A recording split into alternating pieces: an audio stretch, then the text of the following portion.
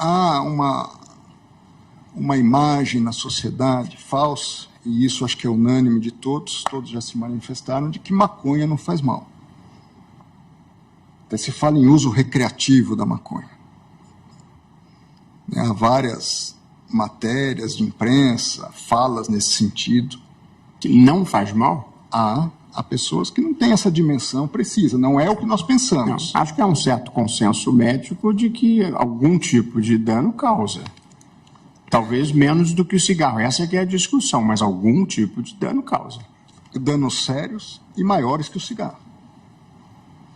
Nós mantemos as penas do artigo 28. Talvez despenalizar nem seja a palavra certa, porque nós mantemos a pena. Pelo menos o 28, 1 e 3. Isso. Nós só dizemos que elas não são de natureza penal, e sim administrativa. Mas isso é descriminalizar.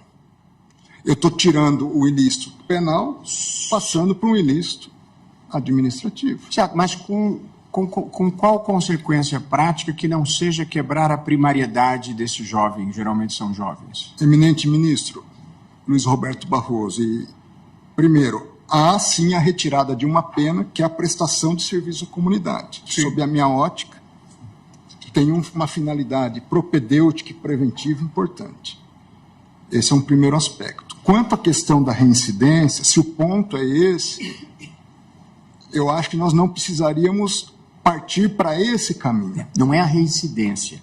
É que para um jovem pobre que está procurando emprego, se constar da certidão de antecedentes dele que ele não é mais primário, ele tem uma dificuldade a mais na vida, numa vida que já é difícil. Descriminalizar significa deixar de tratar como crime. Despenalizar significa deixar de punir com pena de prisão, mas punir com outras medidas. Este é o sistema em vigor atualmente. Legalizar significa que o direito considera um fato normal, insuscetível de qualquer sanção, mesmo que administrativa. Então, eu convirjo com Vossa Excelência que nós não estamos tratando de legalizar. Então, que se extirpe qualquer dúvida a respeito disso. Legalizar ou despenalizar, o Congresso já o fez, pois deixou de tratar como crime. E eu me valho aqui do relatório do deputado Paulo Pimenta, que foi relator da matéria à época. Ele diz, nesse sentido, nos procuramos no substitutivo separar o usuário ou dependente do traficante. Com relação ao crime de uso de drogas, a grande virtude da proposta é a eliminação da possibilidade de prisão para o usuário dependente, ou seja, despenalizou. Ressaltamos, prossegue ele, que não estamos de forma alguma descriminalizando a conduta do usuário. O que é, inclusive, o Brasil, inclusive, é signatário de convenções internacionais que proíbem a eliminação desse delito. O que fazemos é apenas modificar os tipos de penas a serem aplicadas ao usuário, excluindo a privação da liberdade. Então, o Congresso, de fato, já despenalizou. O que significa isso? Ao usuário de droga, que porta droga, não se priva mais da liberdade. Porém, a minha divergência é que, por hora, nós estamos tratando de duas questões. Uma, como bem apontou Vossa Excelência, é a necessidade de se estabelecer um critério objetivo para distinguir tráfico de uso. E aí há várias possibilidades de gramaturas que nós podemos estabelecer. A segunda questão é, de fato, a descriminalização. Que, salvo se houver um reajuste de votos e nós só formos debater a questão da quantidade para diferenciar, eu entendo que nós estamos tratando da descriminalização também. Eu resgato os debates havidos na última sessão, logo após o voto do ministro Cristiano Zanin. Naquele momento, disse o ministro Alexandre de Moraes: presidente, à época ministra Rosa Weber, só um esclarecimento. Pelo que eu entendi da posição do ministro Cristiano Zanin, nós podemos separar em 2 pontos. O primeiro ponto seria a questão da descriminalização. Mas o segundo ponto, o eminente ministro Cristiano Zanin acompanha a todos quanto à necessidade de fixação de um quantitativo para diferenciar uso do tráfico. O ministro Cristiano Zanin responde: exato. O ministro Alexandre, no prosseguimento, ele, ministro Cristiano, não descriminaliza, mas ele separa o usuário de traficante. Adianto que eu vou seguir essa mesma linha do ministro Cristiano Zanin, de não descriminalizar. Porque, salvo, repito, se houver um reajustamento dos votos anteriores, entendo que nós estamos, sim, tratando de descriminalização. O ponto que eu observei, ministro André, nós não temos uma divergência de substância, é que todos nós que já votamos acompanhando o relator, nós mantemos as penas do artigo 28. Talvez despenalizar nem seja a palavra certa, porque nós mantemos a pena. Pelo menos o 28, 1 e 3. Isso. Nós só dizemos que elas não são de natureza penal, e sim administrativa. Mas isso é descriminalizar. Eu estou tirando o ilícito penal, passando para um ilícito administrativo. Certo, mas com qual consequência prática que não seja quebrar a primariedade desses jovens, geralmente são jovens? Eminente ministro Luiz Roberto Barroso, primeiro, há sim a retirada de uma pena, que é a prestação de serviço à comunidade. Sim. Sob a minha ótica, tem uma finalidade propedêutica e preventiva importante. Esse é um primeiro aspecto. Quanto à questão da reincidência, se o ponto é esse, eu acho que nós não precisaríamos partir para esse caminho. Não é a reincidência. É que para um jovem pobre que está procurando emprego, se constar da certidão de antecedentes dele que ele não é mais primário, ele tem uma dificuldade a mais na vida, numa vida que já é difícil. Quanto a isso, eu também não teria divergência. O artigo 28, parágrafo 4º, diz que, em caso de reincidência, as penas previstas no incisos 2 e 3 do caput, ou seja, em caso de perda da primariedade... Eu não estou falando de reincidência, estou falando para a vida normal. Quer dizer, ele quer um emprego, e aí vão pedir a certidão dele de bons antecedentes e vai constar um registro penal por drogas. E, por via de consequência, a vida dele está prejudicada. Toda a discussão que nós tivemos... Desculpe, presidente, desculpe. Toda a discussão que nós tivemos, e eu fui o primeiro a votar lá atrás, nós estamos falando de fatos que começaram, o julgamento que começou em 2015, portanto, já lá se vão alguns anos, era fundamentalmente se inspirar, de alguma forma, até no direito comparado, no direito português, que faz um distinguishing de maneira muito clara entre a questão posta na esfera penal e a questão posta em outras esferas. E por isso, inclusive, no sistema português, se fez uma separação para não mandar esse usuário, normalmente jovem usuário, como disse o presidente, para uma delegacia e nem tratá-lo como penalmente responsável pelo simples uso de uma baixa quantidade de drogas. Mas o sistema permite internação. Por isso que, inclusive, no voto, que é muito mais alongado, se falava de medidas recomendáveis que o próprio Congresso poderia tomar. Uma dúvida, ministro Gilmar. Não vamos mandar para a delegacia, nós vamos mandar para onde? Exatamente se diz. Claro que vão continuar... A autoridade administrativa vai cuidar disso. Essa é a proposta do modelo. Essa é a proposta do modelo. Eu entendo. Ministro Alexandre trouxe aqui. Veja, eu não quero cometer uma interrupção em relação ao seu voto. Imagina, também. Mas o ministro Alexandre trouxe aqui os dados, inclusive em série, de delegacias da capital que adotam critérios díspares. Quanto a isso, eu estou extremamente de acordo a tudo. Para considerar alguém como usuário ou traficante, produzindo, portanto, isso é maléfico. uma Babel que resulta aqui. A proposta é dizer, aquele que for usuário, ele precisa de tratamento. Nós temos um usuário de drogas leves, que deve ser advertido, eventualmente diálogo com a família. Nós temos usuários que podem precisar de internação. E por isso o sistema permite, por isso também se faz aqui um apelo ao legislador para que se faça até a internação, o tratamento. Porque, claro, recentemente o ministro Alexandre foi relator de uma situação envolvendo pessoas na Cracolândia. Não era esse o objeto do debate, mas nós sabemos que pessoas se tornam usuários e completamente dependentes. Então, a abordagem era... Esse é um debate legítimo, ministro Gilmar. A única questão é uma questão que nós estamos definindo uma descriminalização. Pelo menos sejamos honestos em admitir isso.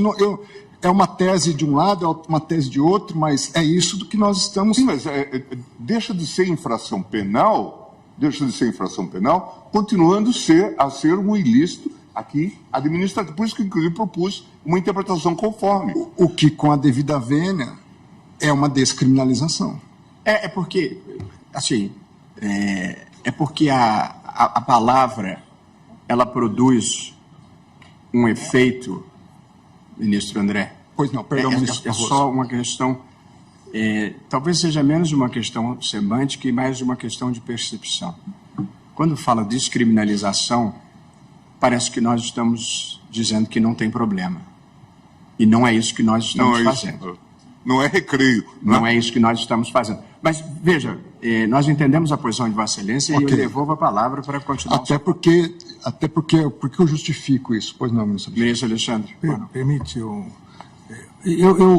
quero aqui, até porque eu trouxe a proposta de tese, o ministro André está correto. Nós não estamos legalizando, ou seja, dizendo que não poderá haver consequências, mas nós estamos descriminalizando. Então é importante o debate, a minha posição é contrária do ministro André, mas eu preciso me manifestar nesse sentido, porque o primeiro item da minha tese é exatamente isso, não tipifica o crime previsto no artigo 28. Isso. Então nós não estamos legalizando, como o presidente disse. Com o que eu concordo. Mas estamos descriminalizando. Não é mais crime. Ou seja... É um ilícito, mas não é crime. Não é crime. Não é um ilícito não é crime. criminal. Não é crime. Mas é o que eu falei.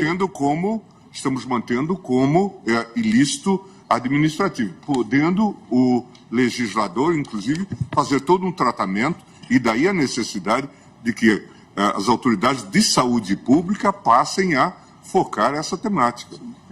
Ministro André e ministro Alexandre, é fato que tecnicamente a gente está descriminalizando. Tanto que eu falei, nosso problema é um pouco mais de sonoridade das palavras. Ao falar descriminalizar, gera-se a confusão que eu tentei desfazer ao início.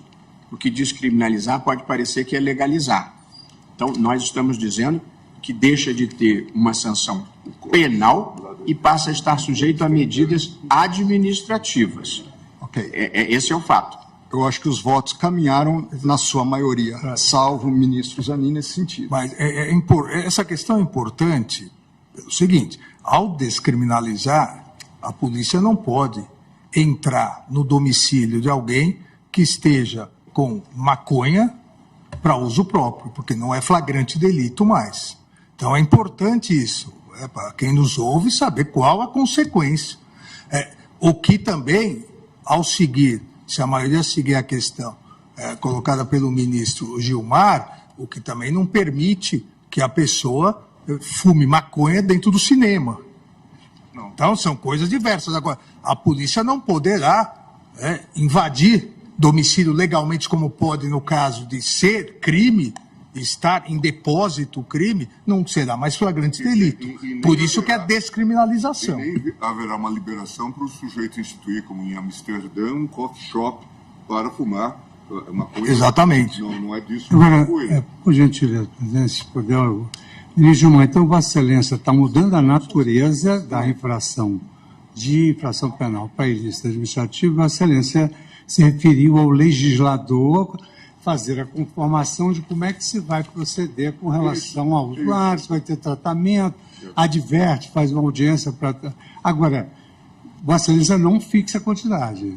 Não fixa? Fixa. A quantidade nós ficamos... Está a ser Nós convergimos, em princípio, para 60 gramas. É isso que está na mesa por enquanto. Isso, porque Tá bem, não. houve tanta discussão sobre isso que nós ficamos de fazer ajustes. O ministro Alexandre trouxe considerações do ministro Barroso, que Minha proposta era 100. se inspirou até na construção do ministro. E aqui eu só queria chamar a atenção... Que é na Espanha. Que aqui tem recomendações para o CNJ para tomar providências quanto ao juízo competente em relação a essa matéria, que não seria, nesse caso, juiz penal, mas um juiz civil, e também medidas relativas ao SUS, para tratar o tema no contexto da saúde pública.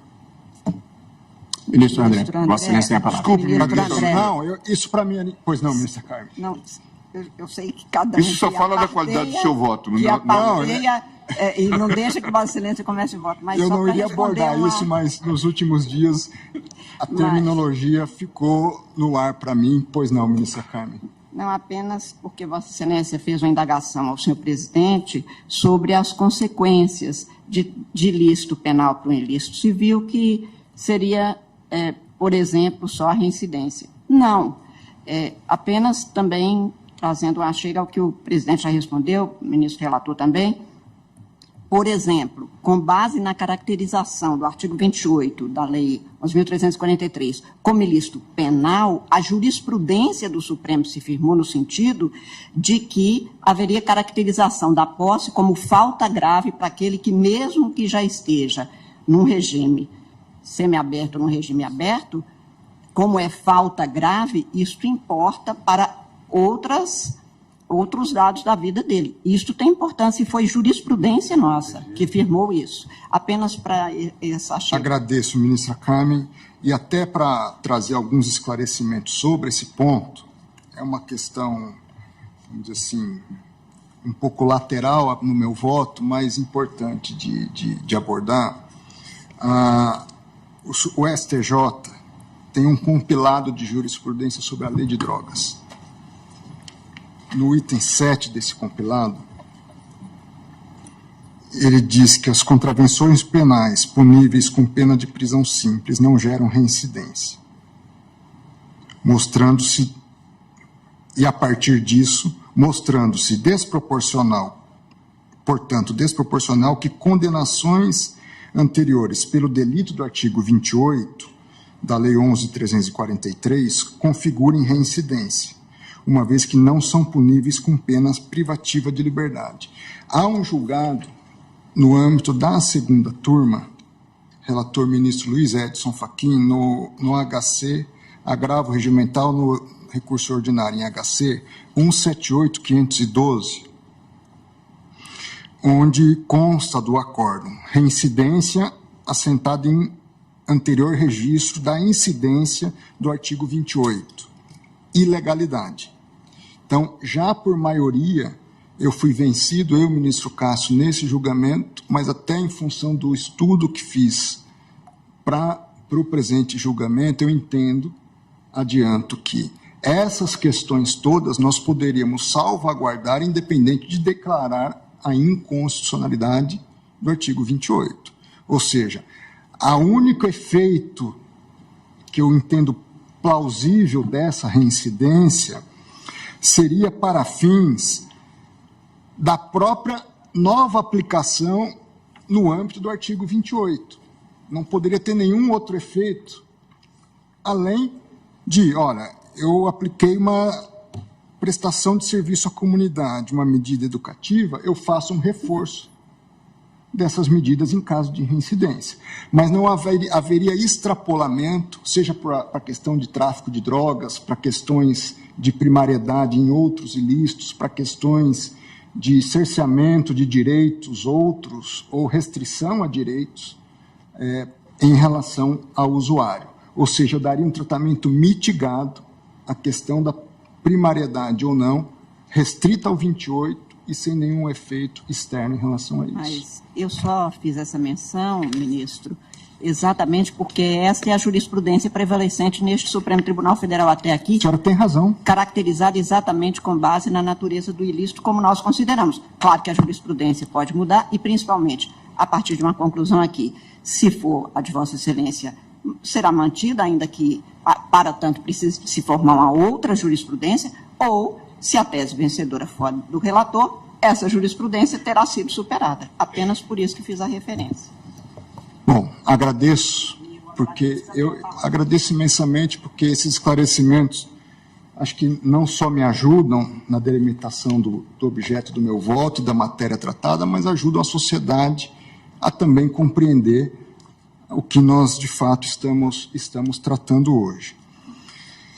Senhor presidente, eminentes pares, indo ao voto propriamente dito, eu farei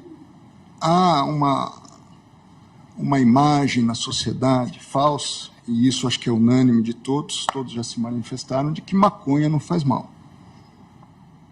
Até se fala em uso recreativo da maconha. Há várias matérias de imprensa, falas nesse sentido.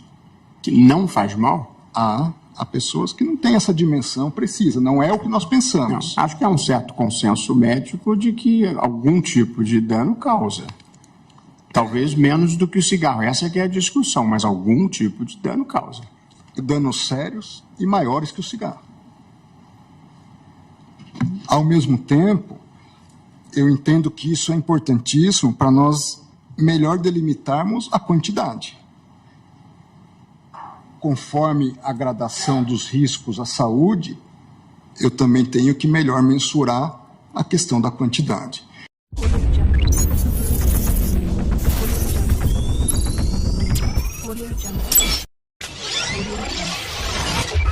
Audio Jungle.